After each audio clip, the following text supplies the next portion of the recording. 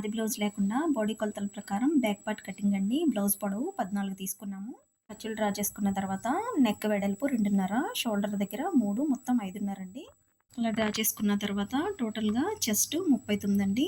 అంటే back part 19.5. Back పార్ట్‌ని 2 మడతలు వేసాము కాబట్టి 19.5లో సగం 9:15, 9:30, 9:30 అలా పెట్టుకున్నాము లూజు. పెట్టుకున్న తర్వాత అడిషనల్‌గా అది ఖర్చండి.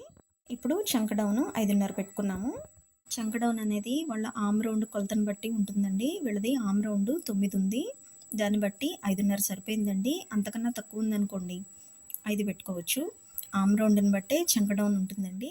అంతా ఇంత అని మెజర్ చేయడానికి ఉండదండి ఆడవాళ్ళ బట్టలు, అందులోనూ బ్లౌజు ప్రత్యేకించి. ఇప్పుడు బ్యాక్ నెక్ డీపు 9 ఉందండి. 9 తర్వాత పైన నెక్ వెడల్పు 2.5 తీసుకున్నాము కదా! కింద కూడా 2.5 తీసుకున్నాము. ఎందుకంటే వాళ్ళు మీడియంగా తొడుగుతారు రౌండు. ఒకవేళ వాళ్ళు బాగా బ్రాడ్‌గా తొడిగితే కనుక కింద వెడల్పు ఇంకొంచెం ఎక్స్‌ట్రా పెట్టుకోవచ్చు. ఓకేనండి. ఈ విధంగా రౌండ్‌కి మీడియంగా ఖర్చుతో సహా డ్రా చేసుకున్నాము. వీడియో నచ్చితే లైక్ చేయండి, షేర్ చేయండి, సబ్స్క్రైబ్.